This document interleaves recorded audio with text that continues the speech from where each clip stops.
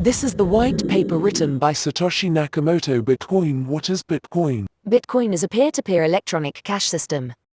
Abstract. A purely peer-to-peer version of electronic cash would allow online payments to be sent directly from one party to another without going through a financial institution. Digital signatures provide part of the solution, but the main benefits are lost if a trusted third party is still required. To prevent double spending, we propose a solution to the double spending problem using a peer-to-peer network. The network timestamps transactions by hashing them into an ongoing chain of hash-based proof of work, forming a record that cannot be changed without redoing the proof of work. The longest chain not only serves as proof of the sequence of events witnessed, but proof that it came from the largest pool of CPU power. As long as a majority of CPU power is controlled by nodes that are not cooperating to attack the network, they'll generate the longest chain and outpace attackers. The network itself requires minimal structure. Messages are broadcast on a best effort basis, and nodes can leave and rejoin the network at will, accepting the longest proof of work chain as proof of what happened while they were gone.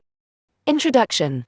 Commerce on the internet has come to rely almost exclusively on financial institutions serving as trusted third parties to process electronic payments. While the system works well enough for most transactions, it still suffers from the inherent weaknesses of the trust-based model. Completely non-reversible transactions are not really possible, since financial institutions cannot avoid mediating disputes. The cost of mediation increases transaction costs, limiting the minimum practical transaction size, and cutting off the possibility for small casual transactions, and there is a broader cost in the loss of ability to make non-reversible payments for non-reversible services. With the possibility of reversal, the need for trust spreads. Merchants must be wary of their customers, hassling them for more information than they would otherwise need. A certain percentage of fraud is accepted as unavoidable. These costs and payment uncertainties can be avoided in person by using physical currency, but no mechanism exists to make payments over a communications channel without a trusted party. What is needed is an electronic payment system based on cryptographic proof instead of trust,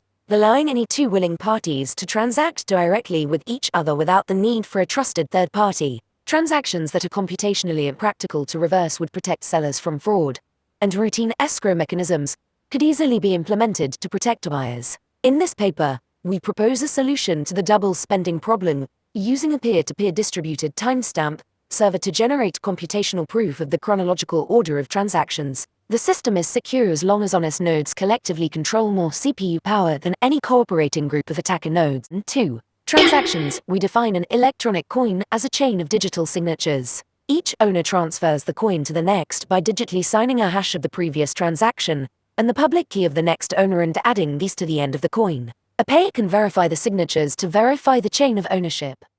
The problem, of course, is the payer can't verify that one of the owners did not double spend the coin. A common solution is to introduce a trusted central authority, or mint, that checks every transaction for double spending. After each transaction, the coin must be returned to the mint to issue a new coin, and only coins issued directly from the mint are trusted not to be double spent. The problem with this solution is that the fate of the entire money system depends on the company running the mint, with every transaction having to go through them.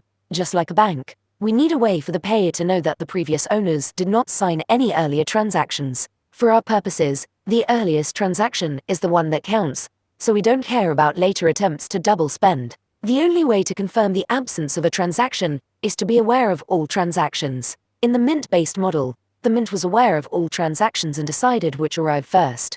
To accomplish this without a trusted party, transactions must be publicly announced, 1, and we need a system for participants to agree on a single history of the order in which they were received. The payer needs proof that at the time of each transaction, the majority of nodes agreed it was the first received. 3. Timestamp server. The solution we propose begins with a timestamp server. A timestamp server works by taking a hash of a block of items to be timestamped and widely publishing the hash, such as in a newspaper or Usenet post. 2.5. The timestamp proves that the data must have existed at the time, obviously, in order to get into the hash. Each timestamp includes the previous timestamp in its hash, forming a chain, with each additional timestamp reinforcing the ones before it. Proof of work. To implement a distributed timestamp server on a peer-to-peer basis, we will need to use a proof of work system similar to Adam-Back's Hashcash. 6. Rather than newspaper or Usenet posts, the proof of work involves scanning for a value that one hashed, such as with SHA-256. The hash begins with a number of 0 bits. The average work required is exponential in the number of 0 bits required and can be verified by executing a single hash.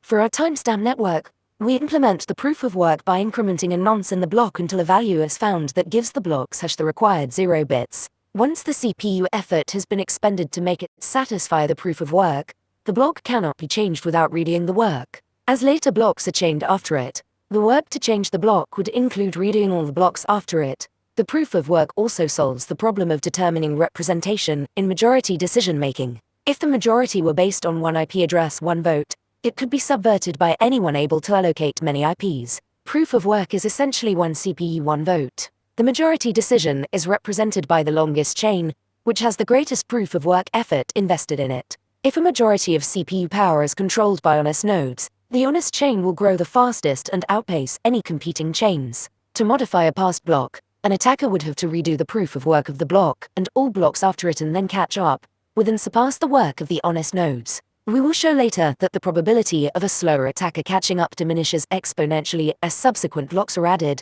to compensate for increasing hardware speed and varying interest in running nodes over time. The proof of work difficulty is determined by a moving average targeting an average number of blocks per hour. If they're generated too fast, the difficulty increases to run the network are as follows. 1. New transactions are broadcast to all nodes. 2. Each node collects new transactions into a block. 3. Each node works on finding a difficult proof of work for its block. 4. When a node finds a proof of work, it broadcasts the block to all nodes. 5. Nodes accept the block only if all transactions in it are valid and not already spent. 6. Nodes express their acceptance of the block by working on creating the next block in their chain, using the hash of the accepted block as the previous hash. Nodes always consider the longest chain to be the correct one and will keep working on extending it. If two nodes broadcast different versions of the next block simultaneously, some nodes may receive one or the other first. In that case, they work on the first one they received, but save the other branch in case it becomes longer. The tie will be broken when the next proof of work is found and one branch becomes longer. The nodes that were working on the other branch will then switch to the longer one. 3. Block. New transaction broadcasts do not necessarily need to reach all nodes. As long as they reach many nodes, they will get into a block before long. Block broadcasts are also tolerant of dropped messages. If a node does not receive a block, it will request it when it receives the next block and realizes it missed one. 6. Incentive by convention. The first transaction in a block is a special transaction that starts a new coin owned by the creator of the block. This adds an incentive for nodes to support the network, and provides a way to initially distribute coins into circulation, since there is no central authority to issue them. The steady addition of a constant amount of new coins is analogous to gold miners expending resources to add gold to circulation. In our case, it is CPU time and electricity that is expended. The incentive can also be funded with transaction fees. If the output value of a transaction is less than its input value, the difference is a transaction fee that is added to the incentive value of the block containing the transaction. Once a predetermined number of coins have entered circulation, the incentive can transition entirely to transaction fees and be completely inflation-free. The incentive may help encourage nodes to stay honest. If a greedy attacker is able to assemble more CPU power than all the honest nodes, he would have to choose between using it to defraud people by stealing back his payments, or using it to generate new coins. He ought to find it more profitable to play by the rules, such rules that favor him with more new coins than everyone else combined, than to undermine the system and the validity of his own wealth. 7. Reclaiming disk space. Once the latest transaction in a coin is buried under enough blocks, the spent transactions before it can be discarded to save disk space. To facilitate this without breaking the block's hash, transactions are hashed in a Merkle tree, 7-5, with only the root included in the block's hash. Old blocks can then be compacted by stubbing off branches of the tree. The interior hashes do not need to be stored in a Merkle tree after pruning TX0-2 from the block. A block header with no transactions would be about 80 bytes. If we suppose blocks are generated every 10 minutes, 80 bytes 624 365 equals 4.2 megabytes per year, with computer systems typically selling with 2 gigabytes of RAM as of 2008, and Moore's law predicting current growth of 1.2 gigabytes per year, storage should not be a problem even if the block headers must be kept in memory. 8. Simplified payment verification. It is possible to verify payments without running a full network node. A user only needs to keep a copy of the block headers of the longest proof of work chain, which he can get by querying network nodes until he's convinced he has the longest chain. and obtain the Merkle branch linking the transaction to the block it's timestamped in. He can't check the transaction for himself, but by linking it to a place in the chain, he can see that a network node has accepted it, and blocks added after it further confirm the network has accepted it. Longest proof of work chain.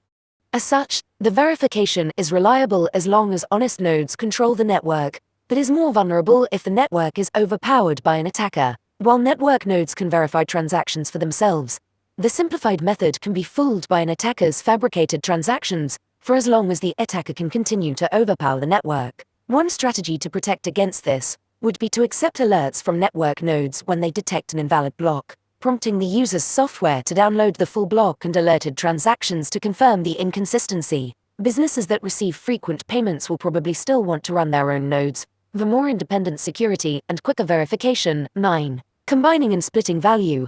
Although it would be possible to handle coins individually, it would be unwieldy to make a separate transaction for every cent in a transfer. To allow value to be split and combined, transactions contain multiple inputs and outputs. Normally there will be either a single input from a larger previous transaction, or multiple inputs combining smaller amounts, and at most 2 outputs, one for the payment, and one returning the change, if any, back to the sender. It should be noted that fan-out, where a transaction depends on several transactions, and those transactions depend on many more, is not a problem here. There is never the need to extract a complete standalone copy of a transaction's history. In 10. Privacy. The traditional banking model achieves a level of privacy by limiting access to information to the parties involved and the trusted third party. The necessity to announce all transactions publicly precludes this method, but privacy can still be maintained by breaking the flow of information in another place, by keeping public keys anonymous. The public can see that someone is sending an amount to someone else, but without information linking the transaction to anyone. This is similar to the level of information released by stock exchanges, where the time and size of individual trades, the tape, is made public, but without telling who the parties were. Traditional privacy model. Identities transactions. New privacy model. Identities transactions. As an additional firewall, a new key pair should be used for each transaction to keep them from being linked to a common owner. Some linking is still unavoidable with multi-input transactions, which necessarily reveal that their inputs were owned by the same owner. The risk is that if the owner of a key is revealed, linking could reveal other transactions that belonged to the same owner. 11. Calculations. We consider the scenario of an attacker trying to generate an alternate chain faster than the honest chain. Even if this is accomplished, it does not throw the system open to arbitrary changes, such as creating value out of thin air, or taking money that never belonged to the attacker. Nodes are not going to accept an invalid transaction as payment, and honest nodes will never accept a block containing them. An attacker can only try to change one of his own transactions to take back money he recently spent.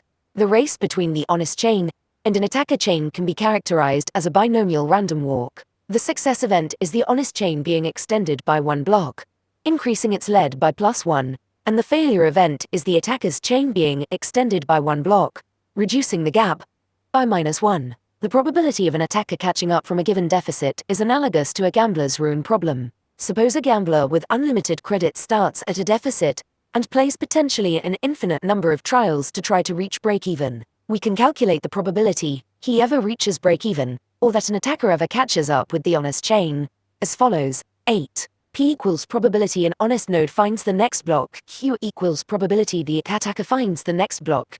QZ equals probability the attacker will ever catch up from Z blocks behind. Trusted third party. Counterparty. Public. Q equals 1 if P. Q. Z Q P Z if P.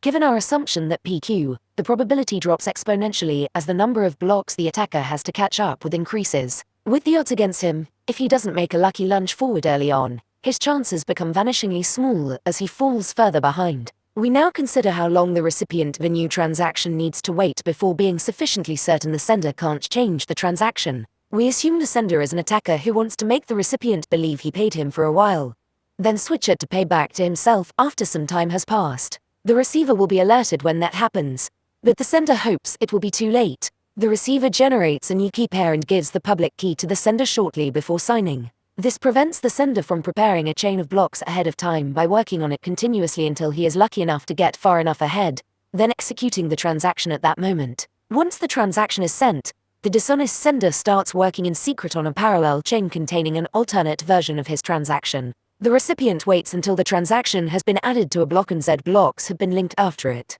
He doesn't know the exact amount of progress the attacker has made, but assuming the honest blocks took the average expected time per block, the attacker's potential progress will be a Poisson distribution with expected value equals ZQP. To get the probability the attacker could still catch up now, we multiply the Poisson density for each amount of progress he could have made by the probability he could catch up from that point. Care. QPZKRFK. Z, K equals 0 K, 1 ifs, rearranging to avoid summing the infinite tail of the distribution. ZKZK 1K equals 0 K, 1.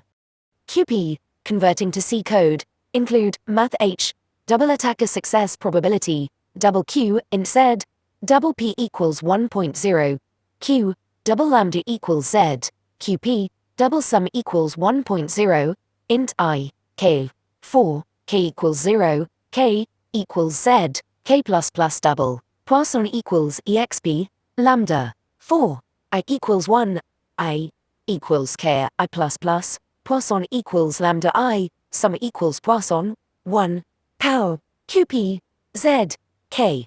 Return sum 7, running some results, we can see the probability drop off exponentially with Z, or T12. Conclusion, we have proposed a system for electronic transactions without relying on trust. We started with the usual framework of coins made from digital signatures, which provides strong control of ownership, but is incomplete without a way to prevent double spending. To solve this, we proposed a peer-to-peer network using proof of work to record a public history of transactions that quickly becomes computationally impractical for an attacker to change if honest nodes control a majority of CPU power. The network is robust in its unstructured simplicity. Nodes work all at once with little coordination. They do not need to be identified, since messages are not routed to any particular place and only need to be delivered on a best effort basis. Nodes can leave and rejoin the network at will, accepting the proof of work chain as proof of what happened while they were gone. They vote with their CPU power, expressing their acceptance of valid blocks by working on extending them and rejecting invalid blocks by refusing to work on them.